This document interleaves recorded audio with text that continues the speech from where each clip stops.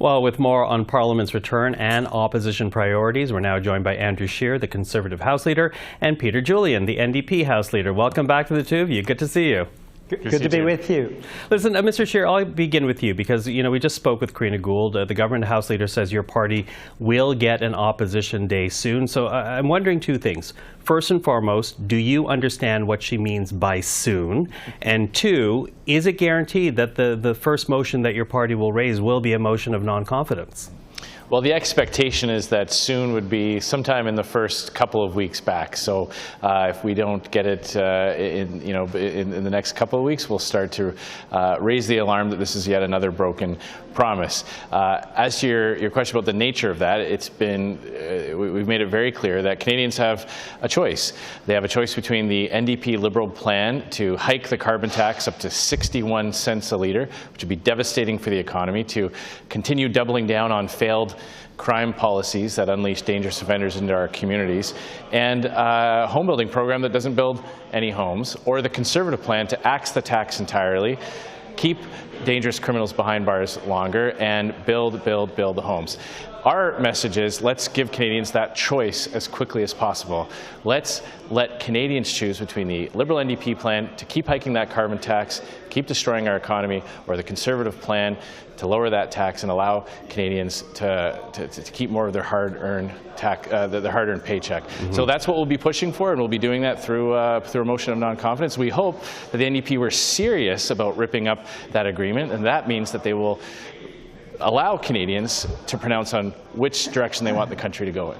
Okay, Mr. Julian, the ball was thrown to you there by Mr. Scheer. Your leader says that you will not be pressured into joining any type of non-confidence vote. You'll make the decision yourselves. But if you are breaking the deal with the Liberals, if you are now criticizing the carbon tax as it is, why not just vote with Conservatives and bring the Trudeau government down? Well, first off, the reason why the Conservatives are yet again raising this is because they're seeing what the results have been over the course of the summer of Canadians signing up for the dental care plan. 650,000 Canadians have benefited from the NDP's work, from Jagmeet Singh and the NDP's work to get people to have access to dental care. And pharmacare will be passed through the Senate hopefully in just a couple of weeks. We've already got provinces that are signing on, which will mean 6 million Canadians with diabetes and up to 10 million Canadians who use contraception will finally have access.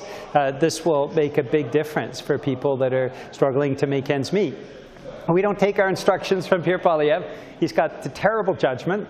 Obviously, his support, I think people are finding him wanting. You can see in more recent polls that support for him is softening. The reality is, what Jagmeet Singh and the NDP will be doing is proceeding vote by vote. We'll be making sure for every vote that we do the best due diligence to make sure it's in the interest of the public. And you'll recall, through COVID, that is what made the huge difference for people getting through the COVID pandemic. The NDP forced the government to put in supports for small businesses, for students, for seniors, for people with disabilities, for families. All during COVID, when the Conservatives weren't actually proposing anything concrete, the NDP was working hard vote by vote to make sure that there were programs put in place to support Canadians. And that's how we'll proceed with this fall session. Okay, Mr. Scheer, I'm going to pick up on a point there that we heard there from Mr. Julian, because the Government House Leader, Karina Gould, she did call your leader, Pierre Poilievre, a fraudster today, essentially accusing him of torquing up rhetoric around the carbon tax to obscure the kind of cuts Conservatives would introduce if and when the party forms government. So I wonder, beyond the carbon tax, what else would your party cut? The universal dental care program, pharmacare, because those are the things that, as you heard Mr. Julian address, others are addressing around your push to get a vote now. Well, first of all, if we want to talk about fraud, let's talk about Justin Trudeau promising Canadians before the 2019 election that he would never raise the carbon tax. That was a solemn vow that he then immediately broke when he didn't need Canadians' votes anymore, but he still needed their money. He's in the process of quadrupling that with the support of the NDP. That would have a devastating impact on the Canadian economy, and the Department of the Environment was even trying to hide the true cost to the overall economy. Now we know, because we uncovered those documents, that it's going to be almost $30 billion when it's fully implemented. So these are the types of frauds that have been perpetrated on the Canadian people. The NDP and the Liberals, they never want to talk about cutting government waste. If you look at the $35 billion infrastructure bank, that's an easy target for tax savings because it hasn't completed a single project. The Liberals, with the support of the NDP, have ballooned the costs of high-priced consultants like McKinsey, giving out hundreds of millions of dollars in new contracts to outside contractors that are replicating and duplicating the work of our public service. We've seen the Green Slush Fund get $1 billion that the Auditor General flagged was going to companies that had close Liberal ties, massive amounts of conflicts of interest, and projects getting funding that had no environmental benefit. And at the end of the day, all this government spending, borrowing, spending, keeps inflation high, keeps interest rates high. So whatever relief the NDP and Liberals try to keep you focused on, they don't ignore the fact that they're still taking a bite of your paycheck. They're still devaluing the hard-earned dollar that you've gone out and gone to work for, and they're still raising taxes. So it's the Conservative approach that's actually going to fix the budget so inflation, prices, and interest rates can come down, and to axe the carbon tax, the Canadians don't have to pay just to eat and heat their homes. Okay, but of all the spending, I mean, we saw Harper and the Harper government. We saw massive spending. It was all given to billionaires. We saw the Harper tax treaties, $30 billion a year going offshore. And we saw the scandal, CTS scandal, that the Conservatives shut down. And the use of consultants. I mean, give me a break. This happened under the Conservatives. They started it. The Conservatives are the ones that have been. You helped the Liberals.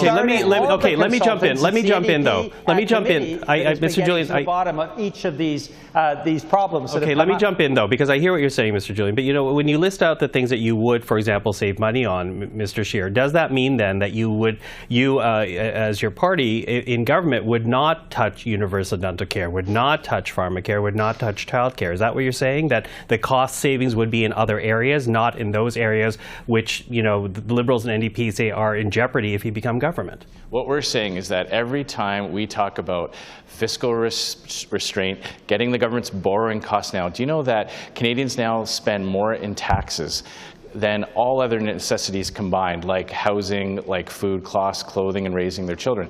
That is a direct result of government spending ballooning, going out into the marketplace and borrowing billions and billions of dollars. That's why interest rates are high, because when the government is borrowing, they're competing with every single mortgage holder. But would you cut the programs that have been laid out? My point is, when we talk about eliminating this waste and corruption, the NDP and Liberals always like to bring up these specters of cuts to services. That is actually what happens when Liberals govern for long periods of time. It was the previous Liberal government that hacked and slashed healthcare for provinces because they had essentially bankrupted the country. So my point is, we will be unveiling a comprehensive platform that will speak exactly how we are going to spend tax dollars on behalf of Canadians.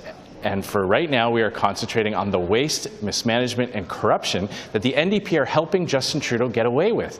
The NDP constantly at committees vote to adjourn meetings, vote to shut down investigations, help protect the Liberals on a political level. And we're saying if the deal is off, if it's truly off and they've ripped it up in that theatrical fashion, then let's go to the Canadian people and let them choose between a high tax plan to quadruple the carbon tax and Pierre Poilievre's plan to axe the tax and leave more money in Canadians' pockets. Okay, I'll let you answer that, Mr. Julian. Yeah, absolutely ridiculous. And the Conservatives, we saw under Harper, they shut down all of the inquiries into their corruption. The unbelievable overspending of the Harper years, the massive deficits, it was terrible on Canadians. In this Parliament, the NDP has actually been instrumental in getting to the bottom of a number of these areas where the Liberals have simply, like the Conservatives, worked to enhance corporate greed. And that's why essentially confidence in supply is no longer in place. It's because Liberals act too much like Conservatives. They're always beholden to the corporate interests, always beholden to corporate greed. During the bread price fixing scandal under the Conservatives, of course, they did nothing over a decade, while Canadians were being fleeced hundreds of dollars because of corporate price fixing on bread. And what we see, of course, with Mr. Poilievre is he's not taken one stand against corporate greed, whether it's food price fixing or gas price fixing, whether it's corporate landlords to get government money and then hike up the rents. The Conservatives always side with the Liberals. They always work together to enhance corporate greed, and that's why the NDP and Jagmeet Singh are going to be offering something different to Canadians. Finally, putting putting aside corporate Quickly, greed Mr. and Julian. finally investing in Canadians. And we've proven that with dental care and soon with pharmacare, we can make a difference in the lives of Canadians. Okay, well, it is day one back. We look forward to see what happens in the weeks ahead. For now, though, Andrew Scheer, Peter Julian, thank you for the time this evening. Thank you. Thanks.